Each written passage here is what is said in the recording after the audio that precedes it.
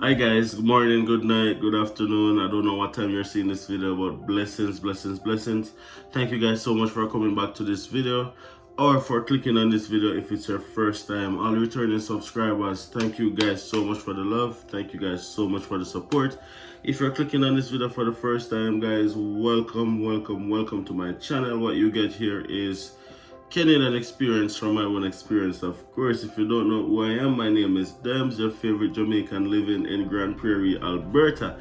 Came here as an international student, now working full-time en route to permanent residency. Alright guys, special like on this video as soon as you come to this video. Subscribe to the channel if you haven't subscribed already, and drop a comment as per usual. Let me know where you're watching from and just show some love. It really helps out the channel. In today's video guys, what I'm going to be talking about is cost of living in Alberta. Now this is a video that many of you guys has been requesting for some time now, but I haven't been able to really sit down and do it, but I'm gonna be doing it now. Hopefully this video is not too long because we're gonna be getting into a lot of topics guys. We're gonna be getting into apartments, housing, transportation, grocery bills, all of the necessary information that you guys have been asking about. I'm gonna be chatting about in this video. Alright guys, unfortunately I'm not able to do a Canada-wide cost of living video because I've never lived anywhere else outside of Alberta, but I will be dropping a little bit of information as we go along as per the information that I have as it relates to the other provinces. But because I've never lived there, I can't give you guys that in-depth information that I can give you about Alberta. Alright guys, so it's very important for you guys to know that. I really hope that you guys stay tuned for the entire duration of this video. By the way guys, take a second to like the video if you haven't done so already, as I said, and subscribe to the channel if you haven't subscribed already before. Also check out all the links in the description right down below guys. I do offer a number of services. Click on the links down below and see how I can be of assistance to you. Of course, I'm no immigration consultant, lawyer, affiliate, none of the above. Any information that you get here is strictly based on my own experience and information that I got from friends and family and stuff like that. Now, let's get into it guys. Cost of living. Now, what is cost of living? Now, cost of living can be defined as the amount of money you need to suffice the expense, or it can also be looked at as it relates to, like I'm trying to put it in layman terms for you guys, right? Cost of living is really a math between your income and expense. How much do you earn and how much do you spend, and then that gives you an average cost of living, right? Now in Canada guys, it's very important to note that each province has a different minimum wage. Each province have a different housing market, transportation costs, way of doing things ultimately. So as I said, this is just based on Alberta because that's where I live, right? Now, housing costs has been increasing right around Canada.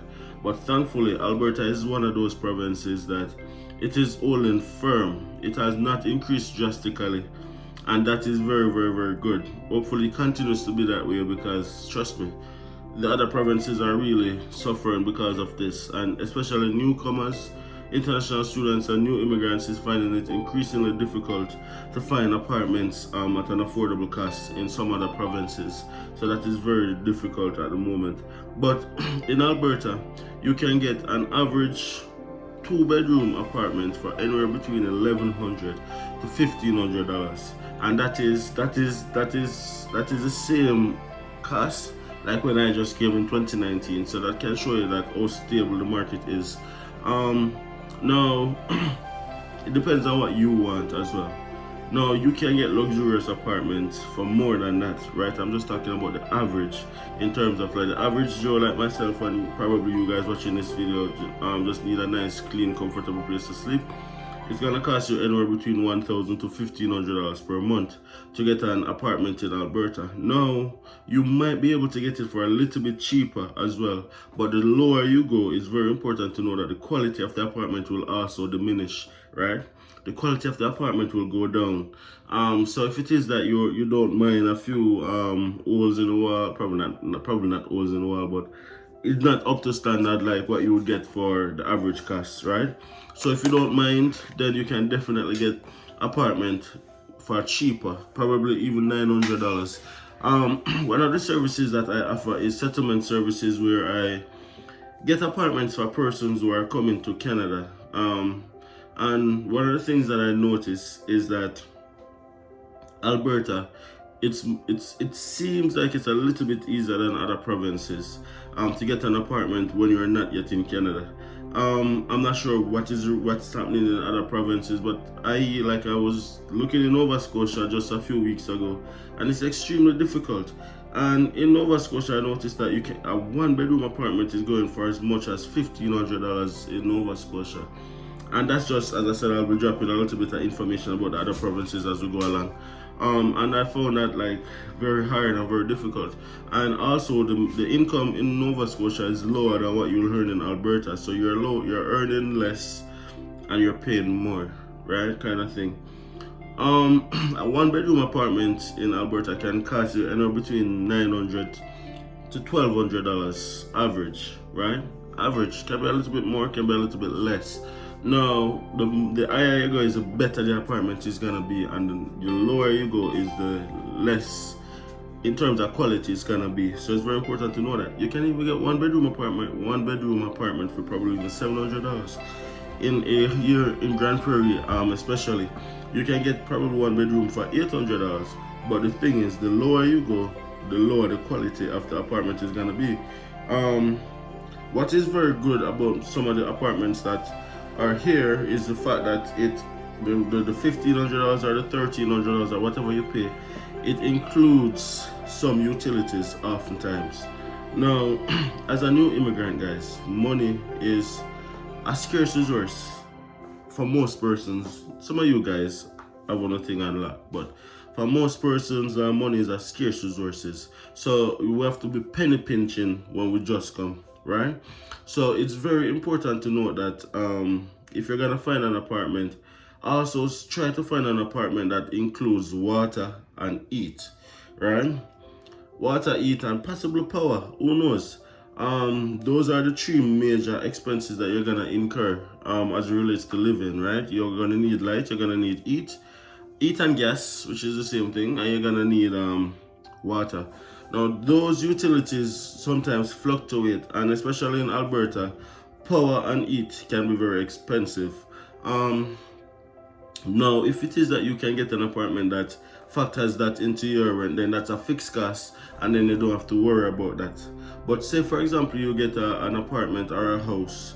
I'll probably come to a house in a bit, because the housing prices are a little bit different.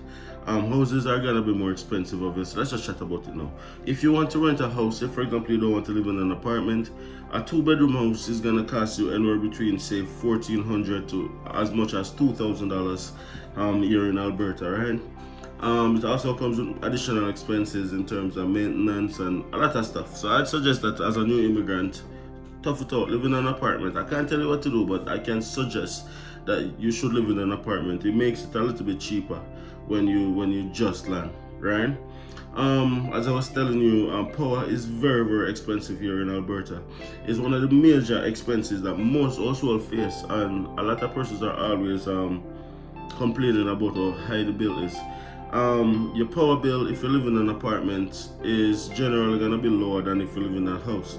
And from my own experience, when I was living in an apartment, our power bill never came to more than $100, right? Now, that is very, very cheap. $100 for power in Alberta is very, very cheap, and that's just because we lived in an apartment. But like when we moved and we're living in a house now, our power bill comes to as much as $400. So that is crazy. So which is just one of the reasons why I say live in an apartment when you just come. Because who knows, I might go back to live in an apartment because this power bill thing is too expensive. Water, an average apartment, say for example the water is not included in the rent. An apartment, the water is gonna cost anywhere between $50 to $100.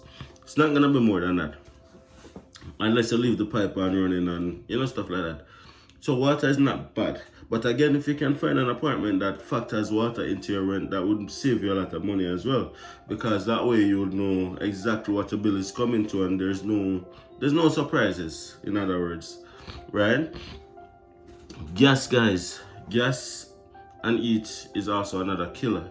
And that is what makes your power bill that high sometimes. Because your power company usually offers power and gas, right? Gas is what is used to heat your house in the winter or even in the summer. Like, you need gas, you pay for gas 24/7, right? So the gas is more expensive than the power. So most apartments that I've come across here in Alberta, the rent covers heat or gas and water, which is good. Again, that's a cost that you don't have to worry about. But if it is that you're gonna be living on your own in terms of getting a house and stuff like that, be mindful that power and gas is gonna cost you a lot of money. Probably, it depends on your usage, of course, because I can't decide what you're gonna use. But on average, an household power is anywhere between $200 to $400. An apartment power is anywhere between $100 to like probably $150. And tenant insurance is also another thing. If you're renting in Alberta or if you own your own house in Alberta, it doesn't matter, you have to pay tenants insurance.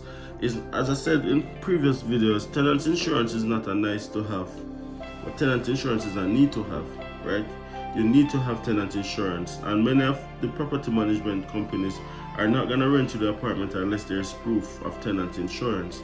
Now, there are different companies that offers tenant insurance. You can shop around and see which one offers you the best rate. But generally speaking, tenant insurance shouldn't really cost you more than probably $30 a month. Depends on the coverage, of course, and what the purpose of the tenant insurance is. In the event that there's a damage to the property, fire, loss, whatever, both you and the owner will get some recovery, right? So that's very important to have tenant insurance. And those are the basic expenses that would cover your living expenses in terms of on a month-to-month basis. Now, let's talk about groceries. Groceries is a big deal. Now, it's very difficult for me to give you a ballpoint figure of what groceries gonna cost you per month, because a grocery can cost as much as you want it to cost or as little as you want it to cost. It depends on your spending habit, depends on your eating habits, right? And I was thinking about this before I started doing the video, and I'm like, groceries stuff. But an average, which is just an average ballpark figure, like grocery can cost you probably easily $600-700 a month, right? And that's just because food prices has gone up drastically here in Canada, here in Alberta, and I guess right around the world. Food prices is just on the way up, right? So what used to cost $10 now costs $15 or $13. So because of that, of course, it adds up. Now, I've done tons of shopping haul, guys. So we have done videos where we shopped on a budget, and we have done videos where we just shop, right? When we just shop and we don't look at and the prices of what we take up, and we just take up what we want, it costs us easily $400, right? And we probably do that every 2 weeks or 2.5 weeks, right? And yeah, like, it's not gonna cost you $400 every 2 weeks. It might cost you $400 this week, and then the other 2 weeks I might have to spend like $200 to just top up, kind of thing, and then that brings you through the month on average. Now, your grocery bill can be way cheaper than that.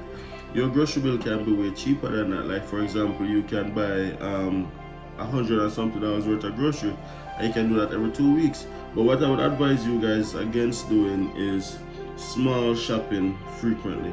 That definitely makes you spend more money. Like, for example, you go to a store, you spend $50 today.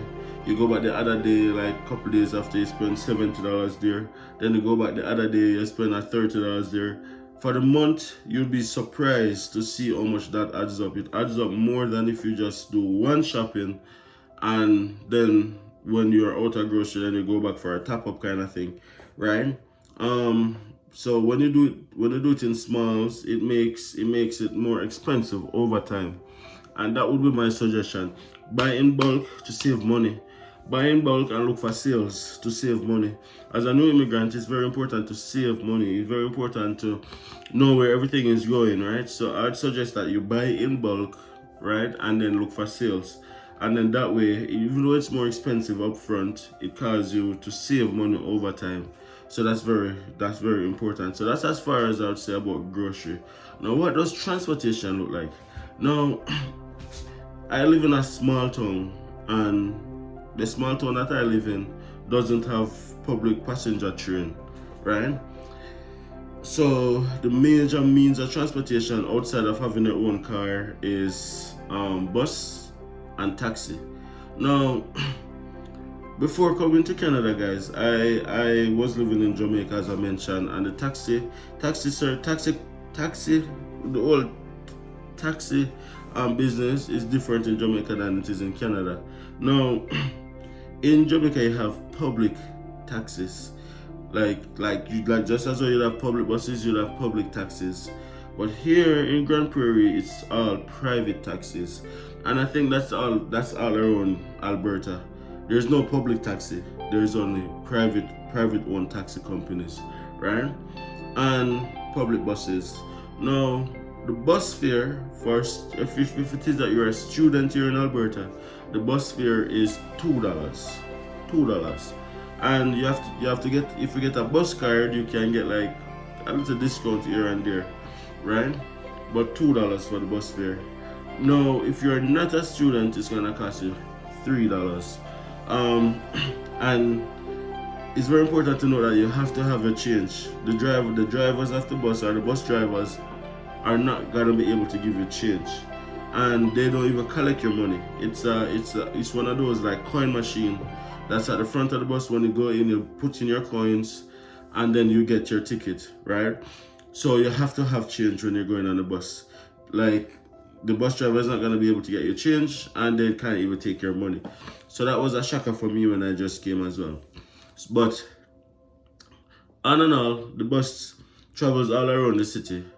You have different number buses, just like in most cities, you travel right around the city.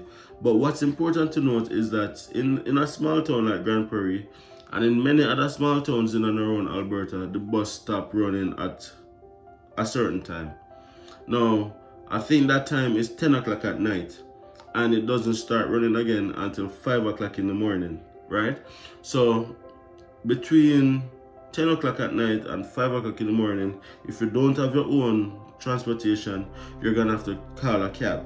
You're gonna have to call a taxi, and it's charged. The taxi fare is charged per kilometer, right? So when you go into the taxi, they have this machine, and depending on how far you go, it charges you per kilometer, right? Now, I don't remember what the rate is per kilometer, but I can tell you that the taxi companies are known to be very expensive here. You don't want to be taking taxi every day. It's very expensive to be taking taxi every day, because if you just going from like small distances, it can cost you up to $20, like just for a small distance. So it adds up over time and can be very expensive. But that's here in Grande Prairie. In bigger cities like Edmonton and in Calgary, there is more options, because you have Uber, you have many other taxi companies, you have public buses, and you also have public passenger trains. Now, that makes it a lot easier to travel, right? I don't know what the cost is for the trains in Edmonton and Calgary. If somebody's watching this video and you're living in Edmonton or Calgary, please drop a comment right down below and let us know what is the cost for like taking a public passenger train in Edmonton or Calgary, right? That would be very, very awesome. And also, guys, if you're watching from any other province and you can share like what is the average cost for rentals, apartments, grocery, transportation in your city, in your province, don't hesitate to drop it down in the comment section, guys, so that other persons can benefit from that and learn from that as well. All right, guys, so that's it as it relates to transportation. Now, closing, as in close, right? Now, listen, I can't tell you what to buy, but what I can say is, just like anywhere else, you have cheaper stuff and you have more expensive stuff. So as it relates to like cost of living for buying clothing, it really depends on the individual. It really depends on what you want in terms of clothing. Now you can definitely get cheap clothes here, or you can get expensive clothes here. It's very important to know that. Now as it relates to winter clothing, my suggestion to you guys is to don't buy winter clothes in winter. Buy winter clothes in summer or in fall. That way it's much cheaper because demand and supply. In the middle of winter, you don't want to be looking for a winter jacket because that's gonna cost you probably up to $500. Winter jackets are expensive, yo. Winter jackets are expensive. Winter boots, winter gears, everything winter is very, very, very expensive. It's very, very important to know that. So what you want to do is like, if you know that you're gonna be coming in winter, or if you're here already and you don't have any winter gear, don't wait until winter to buy it. Buy it as soon as you can because it's gonna save you hundreds of dollars in the long run. Another suggestion to buying winter clothes and stuff is to check out the thrift stores. Check out the thrift stores. Now, other cultures are masters of this and I admire them so much. Like I can call other cultures like Indians, the Filipinos, like these cultures I admire them so much because they come, they shop in the thrift stores, they save their money and they accomplish their goals. But most Caribbean people, when they come, they're not into shopping in the thrift stores and stuff like that. So they spend all their money into clothes and stuff like that, and then don't achieve as much as the other cultures achieve. So I'd say like I can't tell you guys what to buy. I can't tell you guys what to do with your money, but I definitely suggest that if it's an option in your city, check out a thrift store. The thrift store has very good stuff, next to new or some even brand new as well. Check out the thrift store. It definitely saves you a buck or two. Alright, when it comes down to clothing. Somebody was asking me about getting a cost for a vehicle as a new immigrant. Now, there's a myriad of way you can look at it, right? Now, it depends. Like anyone can sell their car for whatever they want to sell it for as a private citizen. But on average, you'll get a used car for probably $3,500 to $5,000. That's $3,500 to $5,000. You can get a decent used car for that amount of money. Now, you might be able to get it for a little bit cheaper, but then I would start questioning the durability of the car or the integrity of the car, because on average it's like $3,500 to $5,000 for a good used car.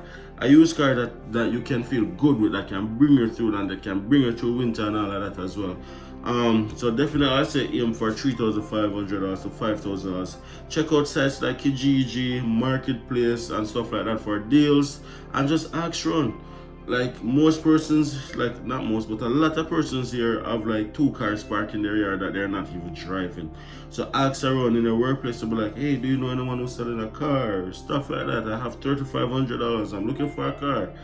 And oftentimes you get great deals doing that. So yeah, check that out. $3,500 to $5,000 is what I would say aim for. You might be able to get better deals, or sometimes it's a little bit more expensive. And that's if you want to buy your car cash, right? That's definitely an option. Insurance for your car. Most insurance company here. First thing first, insurance for your car is very expensive. It's very expensive here. You're as a newcomer, especially if you have an international driving permit, or if you just get a Canadian license, your insurance can cost you probably up to $3,000 for the year, right? Now, some companies allow you to pay that monthly, so you pay a monthly premium for your insurance. So you probably pay like $100 and something per month, or $200 and something per month, $300 and something per month. It depends on your own. Of course, insurance is dependent on your driving history and all of them stuff. But some companies allow you to pay per month. No, some companies do not. Some companies want the annual premium up front, right? So just like everything else, you have to shop around and look for the best deal, right? You have to shop around and look for the best deal that you can get for your dollar, because if you can afford to pay the insurance for the year upfront, do it. But if you can't afford to do it, look around. There are many companies that allow you to pay it on a month by month basis, and that's it for insurance. Now, gas for your vehicle, guys. Now, of course, gas prices was going crazy the other day. It was like dancing up a storm. But you know what, guys? That seems to have been stabilized a little bit, and gas prices is starting to come down in Alberta, thankfully. So you can get like a liter of gas for like $1.13, $1.15, right? So in other words, I drive a Dodge Journey, which is an SUV, and to fill my tank when gases was really expensive, when gas what am I saying gases when gas was really expensive the other day, it cost me $99 to fill my tank full. Now that is coming down a little bit, it's cost me like $90 to fill my tank, right? If I put $30 or $50 gas in my tank, it takes me probably halfway point. My gas meter, it takes me like halfway point. And I drive, as I said, a SUV, a fairly large SUV. So if you drive a car, it's gonna cost you probably like $60 or $70 to fill it to the brim here in Alberta, right? And that's even expensive, because when I just came here, of course, if you guys haven't seen the story of the Beetle, Volkswagen Beetle, go and watch that video as in how I got my first car in Canada. Go and watch that video, guys, where I break down like what I had to go through to get my first car in Canada and all of them stuff, and even the type of car.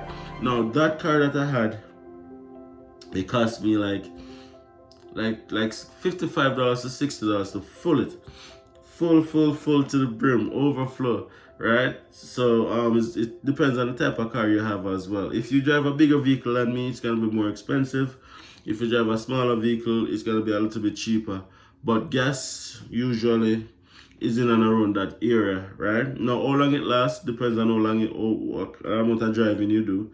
So don't ask like how long the gas lasts. The gas lasts like based on your own driving habits and also which city you're in. Now, I am in Grande, Prairie, guys. I can't emphasize that enough. And Grande Prairie is a small city. Everything is 5 or 10 minutes away. So a full tank of gas can last me like going to work every day and back home, and pick up nuts here and drop her there, and go to the store here and go around the city there, and all of them stuff included might last me like up to 3 weeks, right? Can last me, if I really stretch it, can last me up to 3 weeks or 2.5 weeks on a full tank of gas. But if you're in a bigger city like Edmonton or Calgary and stuff like that, things are further away, so your gas is not going to last as long. Everything is probably 20 to 30 minutes away, so you're driving for a longer period of time just on a single trip, so your gas is not going to last as long. So just factor all of those things into consideration. All right, guys? Am I missing anything? I talk about housing, grocery, transportation, bills, getting a car, footing car, clothes, entertainment. Let's talk a little bit about going out for dinner and stuff like that. Like, I'm all about social life as well. So social life, seeing what is it gonna cost you, like it can cost you like up to $50 a night. If you want a nice meal. If you want a nice meal, like some steak and potatoes and some dessert and some sangria and some margarita and whatever it is that you guys are drinking these days, you can definitely go out and have a good time on $50. If you're going out as a couple, of course it's gonna be double, right? It's gonna be double, but it can be cheaper because like most of the restaurants here have happy hour, which if you go between happy hour, like you have a specific menu and things are a lot cheaper. So you can get some happies, you can get some drinks and stuff like that, and it costs you way less, right? So it's all about being smart and stuff like that. So I'd say a night out, like if it is that you have, if you're by yourself, $50 can give you a very good night out, and if you're a couple, I'd say aim for $100, depending on what you guys are gonna buy as well. It might be a little bit more, and it can even be a little bit less. So I'd say aim for $100 if you want a good night out, or $50 if it is that you're single, right? Not that there's anything much to do in Grande Prairie other than going to restaurants and stuff like that. But in Edmonton and Calgary, there's a lot more stuff to do. Alright guys, anyways guys, as I said, if you're watching this video and you are coming to Canada, this video is just strictly based on Alberta mostly. That's where I live, that's what I can talk about. But I'm asking anybody else who's watching this video, if you are in Canada, please share what's the cost of living in your city. Share what the rental costs are, share what the grocery costs are, the transportation costs, and all of the necessary information, guys. It would be greatly appreciated. 100%. It's very important to note that Alberta has one of the best minimum wage in Canada. So you earn a lot when you're in Alberta compared to other provinces for the very same job, right? Taking the Northwest Territories out of it, Alberta is known to be the richest province, so there's a lot of money in circulation. You earn enough to cover your bills, even as expensive as it sounds. You earn enough to cover your bills, and yeah, it's just how it is. You can earn as much jobs as you can, do as much jobs as you can physically be able to do. It's very important to know that you can, bring in as much money as you can. And as an immigrant, just go hard, just go 100%, spend less and save more, earn more than you spend. Very important to know that as well. And just, take it easy. Anyways, thank you guys so much for watching this video. Make sure that you have smashed the like on the video already. If you haven't subscribed to my channel already, please go ahead and hit that subscribe button. Check out all the links in the description. Book a time if you want to chat with me through my Calendly. Definitely get that one-on-one experience. I can share my journey with you in depthly, and then that can probably guide you and make your journey better. I'm no immigration consultant, lawyer, affiliate. I cannot help you get to Canada. I can only share what I did.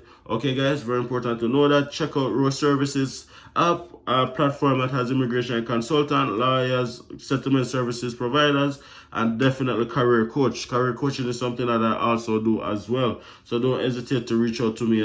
All right guys, see you guys in the next video.